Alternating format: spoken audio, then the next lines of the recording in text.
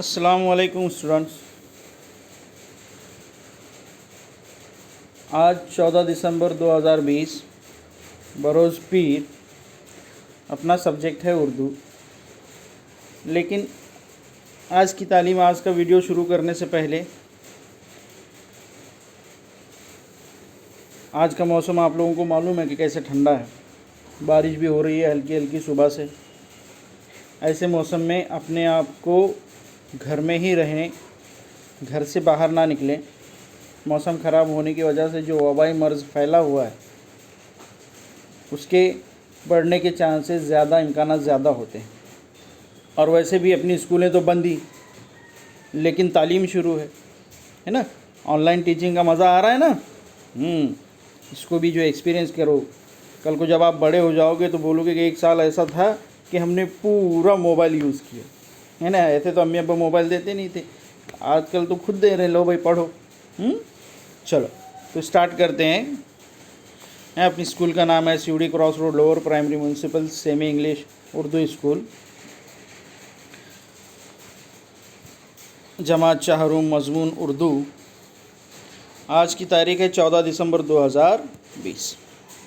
अपने सदर मदरसा का नाम है प्रिंसिपल मैडम शेख ज़ैबुन्निसा अज़ीम और आपके अपने टीचर अंसारी मोहम्मद यासीन।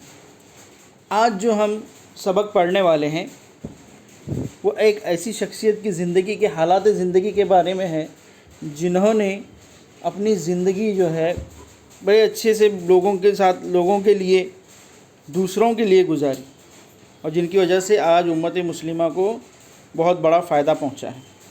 ठीक है, उनका नाम है हकीम अजमल खान और अपने सबक का भी नाम है सबक नंबर 14 हकीम अजमल खान। चलिए शुरू करते हैं। सबक नंबर 14 हकीम अजमल खान। हकीम के मानी होते हैं डॉक्टर। ज़्यादातर बच्चों को मालूम है इसके मानी हैं। हकीम के मानी होते हैं डॉक्टर जो बीमारों का इलाज करते हैं। तो आज हम हकीम अजमल खान, इनकी ज़िंदगी के बारे में पढ़ेंगे। तो चलिए शुरू करते हैं। देखिए उनकी तस्वीर भी दिखाई गई है सबक में कि किस तरह से वो दिखते थे। हकीम अजमल खान दिल्ली में एक बड़े नामी हकीम थे। दिल्ली में एक बड़े नामी, हकीम के मानी तो मालूम हो गए, नामी। नामी यानी मशहूर। सबक के साथ साथ अल्फाज के मानी भी जो हैं आते जाएंगे, उनको भी ध्यान से देखना है, पढ़ना। तो ये बहुत मशहूर डॉक्टर थे। हिंदू मुसलमान सब उनकी इज़्ज़त करते थे। उनका नाम अजमल खान था। सारे लोग चाहे हिंदू हो, मुस्लिम हो, कोई भी धर्म के हो, कोई भी मज़हब के हो, उनकी इज़्ज़त करते थे। हकीम साहब सन 1864 में पैदा हुए थे। कब पैदा हुए? 1864 में पैदा हुए और 63 साल की उम्र में अचानक दिल की हरकत बंद हो जाने से सन 1927 में इस दुनिया से उठ गए। कब पैदा हुए थे? हकीम साहब जो है 1864 में पैदा हुए थे।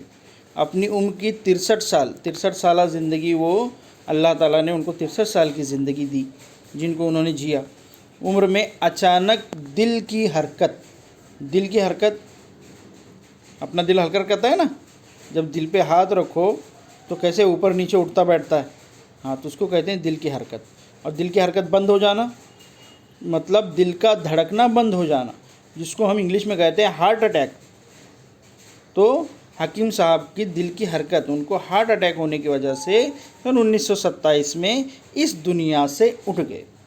दुनिया से उठ जाना ये एक मुहावरा है जिसके मानी होते हैं इंतकाल हो जाना, मर जाना। दुनिया से उठ जाना, इस दुनिया से इंतकाल कर जाना।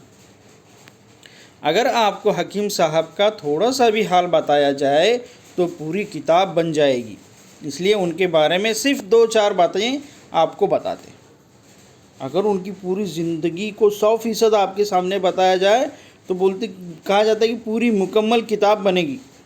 इतनी बड़ी किताब होती है, किताबें होती हैं ना बड़ी बड़ी, हाँ, ऐसी उनकी हालात ज़िंदगी थी। इतनी बड़ी किताब बन जाएगी। एक ज़माने तक लोग हकीम साहब को सिर्फ़ एक अच्छा हकीम मानते थे। بہت دنوں تک، ایک زمانے تک مطلب بہت عرصے تک لوگ جو ہے حکیم صاحب کو صرف ایک اچھا حکیم، صرف ایک اچھے ڈاکٹر کے جان سے جانتے تھے. ان کے مقابلے کا ہندوستان میں کوئی حکیم نہ تھا. اس دور میں حکیم صاحب کے جیسے اجمل خان، حکیم اجمل خان کے صاحب کے جیسا کوئی ڈاکٹر نہیں تھا پورے ہندوستان میں، اپنے پورے ملک میں.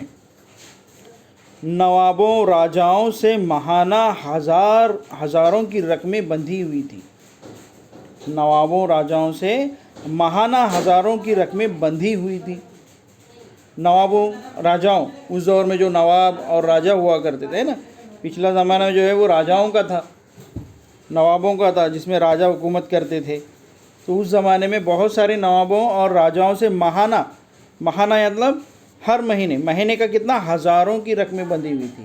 مطلب ہر مہینے 1000 روپیوں سے ان کی رقمیں تھی، پیمنٹ تھا، ان کا تنخواہ تھی جو نوابوں اور اس کے پاس جاتے تھے. ان کے دہلی سے باہر جانے کی روزانہ 1000 روپے فیس مقرر تھی اس زمانے میں. اگر دہلی سے کہیں باہر جانا ہے تو کتنے روپیہ لیتے تھے؟ 1000 روپیہ فیس مقرر تھی. فیس جو تھی وہ طے تھی. اب ڈاکٹروں کی فیس طے ہوتی ہے نا، ڈاکٹر کے یہاں جاؤ تو ایک انجیکشن کا 150 روپیہ آتا. اگر ہم خود چل کر ڈاکٹر کے پاس جاتے ہیں تو کتنے لیتے ہیں؟ 150 روپیہ. اور اسی ٹائم میں ڈاکٹر کو اپنے گھر پہ بلاؤ تو اسی انجیکشن کا 500 روپیہ لیتے ہیں. کیوں؟ کیونکہ اپنا دواخانہ چھوڑ کر اپنے گھر پہ آئے، اپنی جگہ چھوڑ کر گئے نا. تو اسی طرح جو ہے حکیم صاحب بھی جب دہلی سے باہر جاتے تھے تو ان کی فیس کتنی ہوا کرتی تھی؟ 1000 روپیہ مقرر. اس زمانے میں 1000 روپیہ مطلب بہت ہو جاتے ہیں. اس زمانے میں بہت تھے. آج کے لاکھوں کروڑوں اور لاکھوں کے برابر جو ہے اس زمانے کے 1000 روپیہ تھے. آج سمجھتے ہوں گے کہ اتنا بڑا طبیب صرف امیروں کا ہی علاج کرتا ہوگا، ہے نا. اب یہ سارا جو ہم نے پڑھے 2-4 باتوں سے ہم کو ایسا لگ رہا ہوگا کہ اتنا بڑا طبیب حکیم، علاج کرنے والا، ہے نا، اتنا بڑا ڈاکٹر صرف امیروں کا ہی علاج کرتا ہوگا کیا؟ تو نہیں، ایسا نہیں ہے. وہ صرف امیروں کا علاج نہیں کرتے تھے، غریبوں کو اس سے کیا فائدہ پہنچتا ہوگا. لیکن ایسی بات نہیں ہے. اگر ہم یہ سوچ رہے ہیں کہ یہ صرف امیروں کا کرتے ہوں گے اور غریبوں کا نہیں، تو یہ اپنی سوچ غلط ہے. حکیم صاحب جو کچھ کماتے اپنے عزیزوں اور غریبوں کی مدد اور قومی کاموں میں خرچ کر دیتے. حکیم صاحب جو کچھ کماتے تھے روپیہ پیسہ، وہ کیا کرتے تھے؟ کہاں خرچ کرتے تھے؟ اپنے عزیزوں. عزیز یعنی کون؟ عزیز یعنی اپنے قریبی، اپنے رشتہ دار، اپنے دوست، اپنے دوستوں میں، اور غریبوں کی مدد کرتے تھے اور قومی کاموں میں خرچ کرتے تھے. قومی کام، اپنے قوم کے لیے، اپنے ملک کے لیے، ان کے لیے پیسہ کیا کرتے تھے؟ خرچ کر دیتے تھے. مطلب بڑے بڑے لوگوں سے کماتے تھے اور غریب لوگوں میں خرچ کر دیتے تھے. دہلی میں یا اس کے آس پاس کسی غریب کے گھر جاتے تو علاج کا ایک پیسہ نہ لیتے. اب دیکھو، پہلے ہم نے پڑھے کہ دہلی سے باہر جانے کے لیے 1000 روپیہ لیتے تھے، فیس مقرر تھی. لیکن اگر دہلی کے باہر بھی جانا ہو، کہیں آس پاس میں بھی کسی غریب کے گھر اگر جانا ہوتا تھا تو علاج کا 1 روپیہ نہیں لیتے.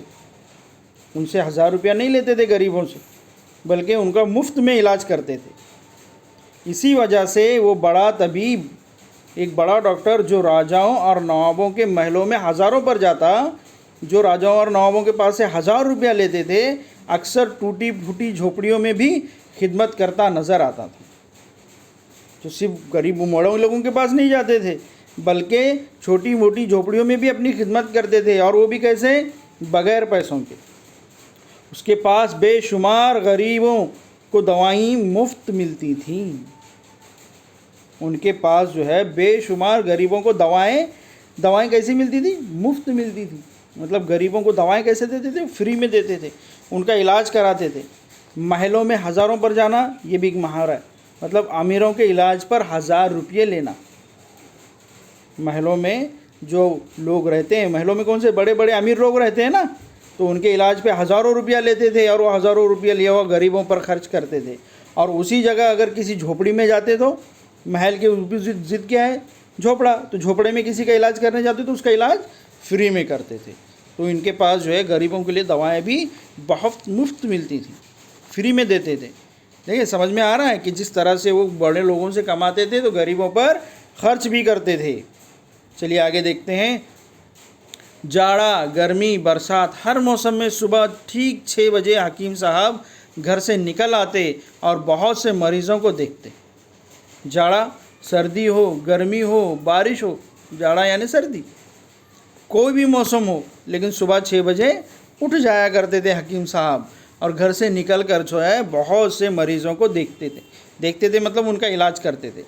کبھی کبھی ان کی غیر ضروری باتیں بھی سنتے مگر پیشانی پر بل نہ لاتے۔ پیشانی پر بل نہ لانا مطلب کوئی فکر، اتنا ٹینشن نہیں لیتے تھے۔ مطلب کبھی کبھی ڈاکٹر کے پاس جاؤ تو پیشنٹ جو ہے بہت ساری باتیں بولنے لگتے ہیں، ایسا ہے میرے گھر پہ، ایسا ہے، ان کی بے ضروری باتیں ہیں۔ بیماری کو چھوڑ کر دوسرا بتانا بے ضروری باتیں ہیں نا، ہاں، تو وہ بھی سنتے تھے۔ ان کے اس عام دربار میں چھوٹے بڑے کا فرق نہ تھا، امیر ہو کے غریب سب کو باری باری دیکھتے تھے۔ اب جب ان کے دواخانے میں پہلے امیر آئے یا غریب آئے، ان کو کیسے دیکھتے تھے؟ باری باری، نمبر کے حساب سے ہی سب کا چیک اپ کیا جاتا تھا۔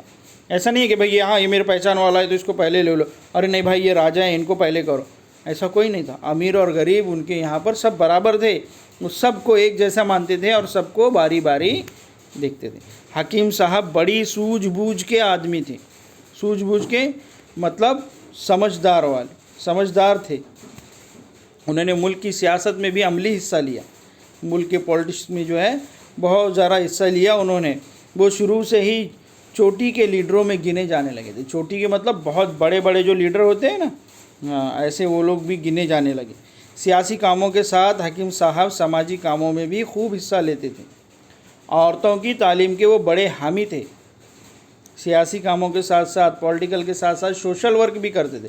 سماجی کام، سوشل ورک ہے نا، اپنے یہاں پر ہوتے ہیں نا سوشل ورکر وغیرہ، سوشل کاریہ کرتا ہوتے ہیں کسی پارٹی کے جو کام کرتے ہیں، تو اس طرح سے یہ سماجی کام بھی کیا کرتے تھے۔ اور عورتوں کی تعلیم کے وہ بڑے حامی تھے۔ یہ اس زمانے کی بات ہے جب عورتوں کو تعلیم تو چھوڑو، عورتوں کی پڑھائی، لیکن ان کو گھر سے باہر نکلنا بھی منع تھا، گھر سے باہر بھی ان کو نہیں نکلنے دیا جاتا تھا۔ اس وقت میں بھی وہ عورتوں کی تعلیم کے بڑے حامی تھے مطلب طرفدار تھے کہ عورتوں کو پڑھانا چاہیے۔ وہ ہمیشہ ہندوؤں اور مسلمانوں میں اتحاد اور اتفاق کے لیے کوشش کرتے رہے۔ ہمیشہ ہندوؤں اور مسلمانوں میں اس دور ایسا تھا کہ جھگڑے جو ہے دھرم کے نام پر، مذہب کے نام پر بہت سارے جھگڑے ہوا کرتے تھے۔ آپ نے اپنے گھر والوں سے سنے بھی ہوں گے، دادا سے، دادی سے، امی ابا سے، کہ ہندو مسلم کے جھگڑے ہوئے۔ تو اس زمانے میں ذرا سی بات پہ دھرم کو لے کر، مذہب کو لے کر جھگڑے ہوا کرتے تھے۔ تو اس زمانے میں وہ کوشش کرتے تھے کہ ہم ہندو اور مسلمان دونوں جو ہے اتفاق اور اتحاد کے ساتھ رہیں، یعنی مل جل کر رہیں۔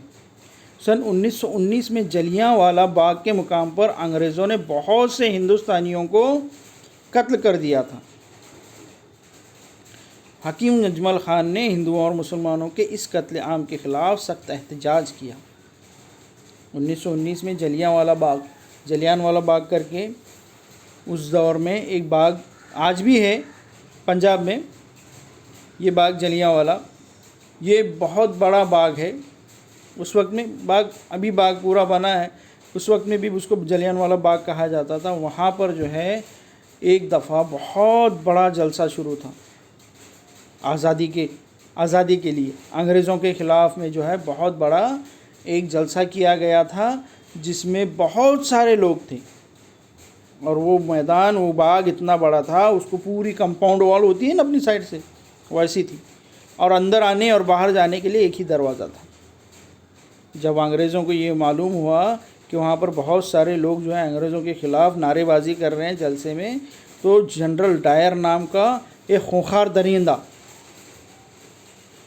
جنرل ڈائر اس وقت میں انگریزوں کا ایک سپہ سالار تھا، فوجی تھا، جو بہت ساری انگریزوں کی فوج لے کر چلے گیا اس دروازے سے اندر، اور دروازے کو بند کر کے گولی مارنے کا حکم دے دیا۔ تو جتنے جلوس میں جلسے میں لوگ تھے ان سب پر بے رحمی سے گولیاں چلائی گئی، جس میں مرد، عورت، بوڑھے، بچے سب شامل تھے جو آزادی کے دیوانے تھے، آزادی حاصل کرنا چاہتے تھے۔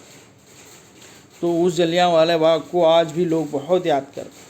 جیسے جیسے آپ بڑی کلاس میں جاؤ گے، بڑی جماعت میں جاؤ گے، آپ کو یہ واقعہ کچھ سب پورا تفصیل سے معلوم پڑے گا۔ تو جب یہ ہوا، ہندوستانیوں کو قتل کر دیا گیا، تو حکیم اجمل خان نے ہندوؤں اور مسلمانوں کی اس قتل عام کے خلاف سخت احتجاج کیا۔ उसके खिलाफ आवाज़ उठाई। हकीम साहब ऑल इंडिया मुस्लिम लीग के सदर थे, उन्हें इंडियन नेशनल कांग्रेस का भी सदर बनाया गया था। वो सोच समझकर सियासत के मैदान में आए थे, इसलिए उन्होंने बड़ी बेजिगरी से काम किया और आखिर दम तक मुल्क को आज़ाद कराने के लिए सियासत के मैदान में जमे रहे। मतलब पॉलिटिकली प्रेशर डालते रहे अंग्रेज़ों पर कि भाई इंडिया भारत को छोड़ दो, हमको आज़ादी दो। तो अपने आखिरी दम तक बेजिगरी से एकदम डट कर मुकाबला करते रहे। हकीम साहब लोगों की खिदमत ही को सबसे बड़ा काम समझते थे और ख़िदमत के मौके को भी हाथ से न जाने देते थे। हकीम साहब क्या, लोगों की खिदमत करने को सबसे बड़ा काम समझते, और सबसे बड़ा यही है ना, हमने सुना है ना, और हम लोग सुनते भी हैं, हदीस में भी है कि भाई अगर इबादत करोगे तो जन्नत मिलेगी और ख़िदमत करोगे तो अल्लाह ताला उससे मुलाकात करेंगे, है ना। तो खिदमत बहुत बड़ी चीज़ है। ऐसा नहीं है कि इबादत भी है और ख़िदमत भी, लेकिन खिदमत करना बहुत बड़ी बात है, अपने से दूसरों की खिदमत करना। तो हकीम साहब दूसरों की खिदमत करना बहुत बड़ा काम समझते थे और ख़िदमत करने का कोई भी मौका आता था उसको अपने हाथ से जाने नहीं देते थे। एक मर्तबा दिल्ली में कोई वबाई मर्ज़ फैला। क्या फैला? वबाई मर्ज़। वबाई मर्ज़ के क्या मानी है? देखो यहाँ पर बहुत पहले आ गया था वबाई मर्ज़, है ना। वबाई मर्ज़ यानी इसके मानी है ऐसी बीमारी जो एक साथ बहुत से लोगों को हो जाती है। ऐसी बीमारी के बारे में आप लोगों ने कभी नाम सुने? अभी फ़िलहाल जो है, अभी जो दौर चल रहा है, कौन सी बीमारी का चल रहा है? कोरोना, है ना, कोरोना, कोविड-19। तो ये बीमारी भी क्या है, एक साथ बहुत सारे लोगों को हो जाती है और फैलती है। वबाई मर्ज़ यानी एक साथ बहुत सारे लोगों को हो जाना और एक दूसरे से फैलने वाली बीमारी को वबाई मर्ज़ कहते हैं। तो ये कोरोना बीमारी भी एक दूसरे से फैलती है ना, इसीलिए हम लोगों को घरों में बिठाया गया था, है ना, लॉकडाउन किया गया था। अभी थोड़ा थोड़ा स्कूलें खुल रही, लेकिन स्कूलें अभी तक खुली नहीं है क्योंकि अभी भी चांसेस ज़्यादा है और ये मौसम ऐसा है तो ऐसे मौसम में ज़्यादा बढ़ता है। इसलिए आप लोग भी फ़िक्रमंद रहें, घर पे रहें। हाँ, वबाई मर्ज़ समझ में आया। और इसके अलावा एक नाम मैंने बता दिया, फ़िलहाल में जो बीमारी चल रही है, आप घर पे इंक्वायरी करेंगे, नेट पे सर्च करेंगे और वबाई मर्ज़ कौन कौन से हैं, फैलने वाली बीमारियाँ, उनकी लिस्ट बनाएंगे। ठीक है।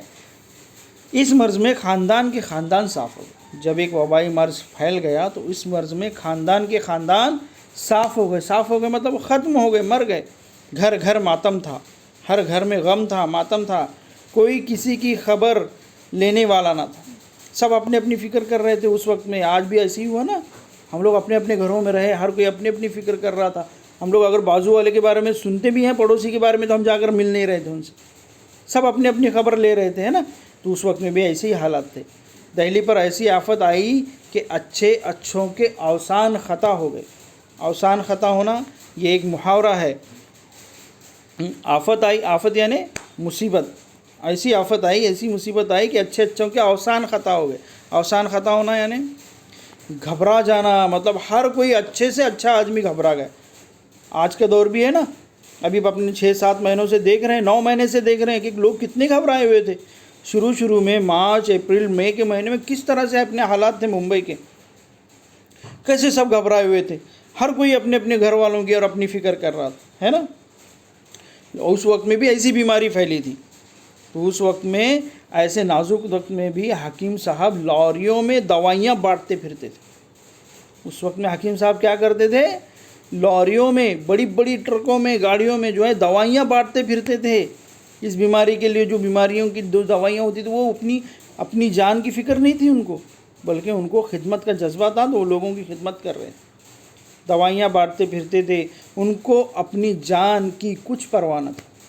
ऐसी हालत में उनको अपनी जान की कुछ परवाह नहीं थी, बल्कि लोगों को उन्होंने दवाइयाँ बांटी। उस दौर में उन्होंने दिल्ली का यूनानी और आयुर्वेदिक तिब्बी कॉलेज कायम किया और उसे खूब तरक्की दी। उन्होंने जो है दिल्ली में एक कॉलेज इस्टेब्लिश किया, कायम किया, यूनानी और आयुर्वेदिक तिब्बी कॉलेज, मेडिकल कॉलेज, और उसको खूब तरक्की दी। उस कॉलेज को अपना दवाखाना भी दे डाला, यहाँ तक कि उन्होंने उस कॉलेज के लिए अपना दवाखाना भी दे दी, जिसका सालाना मुनाफा लाखों रुपयों का था, है ना। अब हॉस्पिटल की कमाई जो बहुत होती है साल की, है ना, तो تو اس طرح سے انہوں نے اپنے جو سال کا لاکھوں روپیوں کی کمائی کا انکم کا جو ذریعہ تھا دواخانہ، وہ بھی انہوں نے اس کالج کو دے دیے. کالج کو دے دیے مطلب اس کی جو بھی دواخانے کی انکم ہوں گی وہ کس کے لیے جائے گی؟ کالج کے لیے، بچوں کے پڑھنے کے لیے. مسلمانوں کی جدید تعلیم کے لیے علی گڑھ میں جامعہ ملیہ اسلامیہ کی بنیاد ڈالی. ہم لوگ ہمیشہ سنتے ہیں کہ جامعہ ملیہ علی گڑھ یونیورسٹی، علی گڑھ یونیورسٹی کا نام سنے نا؟ ہاں، تو یہی ہے وہ جامعہ ملیہ اسلامیہ، جس کی کس نے بنیاد ڈالی؟ حکیم اجمل خان. بعد میں یہ ادارہ دہلی منتقل کر دیا گیا، بعد میں اس کو دہلی میں شفٹ کیا گیا. حکیم صاحب اس کے پہلے وائس چیئرمین مقرر کیے گئے تھے. آخری زمانے میں وہ اپنا زیادہ وقت جامعہ ملیہ کے کاموں میں لگاتے تھے. آخری وقت میں مطلب انتقال سے پہلے کے قریب کا جو وقت تھا ان کا، وہ اس کالج کے کاموں میں لگاتے تھے. اس سے ان کو بہت سی امیدیں تھیں. آگے چل کر ان کی امیدیں پوری ہوئیں اور آج جامعہ ملیہ اسلامیہ مسلمانوں کا ایک بڑا ادارہ بن گیا ہے نا. میں نے شروع میں ہی بتایا نا کہ مسلمانوں کے لیے بہت، اپنی قوم کے لیے بہت سارا کیا انہوں نے. تو یہ جو کالج ہے آج، یونیورسٹی جو ہے، یہ مسلمانوں کے لیے بہت بڑی یونیورسٹی ہے. ایسے لوگ روز روز پیدا نہیں ہوتے ہیں حکیم اجمل خان کے جیسے. تو آج حکیم صاحب نہیں ہیں، لیکن ان کی یاد لوگوں کے دلوں میں زندہ ہے نا. آج حکیم صاحب ہیں کہ موجود نہیں، لیکن انہوں کی جو کام ہیں، ان کے جو خدمات ہیں، وہ آج بھی لوگوں کے دلوں میں زندہ ہیں، ہے کہ نہیں؟ تو زندگی ایسی ہی ہونی چاہیے کہ مرنے کے بعد بھی جو ہے لوگ صدیوں تک ان کو یاد کریں. اس طرح سے قوم کی خدمت کرنی چاہیے. تو آج آپ لوگ بھی ارادہ کرو، ہم لوگ بھی ارادہ کریں کہ بھائی ہم لوگ بھی کچھ ایسا کریں گے کہ جس سے لوگوں کی خدمت ہو سکے. ہے ٹھیک ہے نا؟ تو یہاں پر جو ہے آج اپنا یہ سبق ختم ہوتا ہے. جو الفاظ معنی ہم نے ہر جگہ پڑھے، آج ایک جگہ اکٹھا اس کو دیا ہے. یہاں پر اس کو اپنی کاپی میں لکھنا ہے اور یاد کرنا ہے. جو محاورے دیے گئے ہیں، دنیا سے اٹھ جانا، اوسان خطا ہونا، پیشانی پر بل نہ لانا، ان کو یاد کرو، ان کو اپنے جملوں میں استعمال کرو. اور آج کا ہوم ورک ہے اس سبق کو اچھے سے پڑھنا، اور پڑھنے کے بعد، سمجھنے کے بعد، اس ویڈیو کو دیکھنے کے بعد جو یہ مشق کے سوالات دیے گئے ہیں ان کے جوابات کو لکھنا. ٹھیک ہے؟ سمجھ میں آیا؟ چلیے. اور اپنی طبیعت کا دھیان رکھیں، خیال رکھیں، گھر سے باہر نہ نکلیں. چلیے، اللہ حافظ. اور اپنی دعاؤں میں سب کو یاد رکھیں. اللہ تعالیٰ جلد سے جلد اس بیماری کو ختم کرے. ٹھیک ہے؟ چلو، السلام علیکم، اللہ حافظ.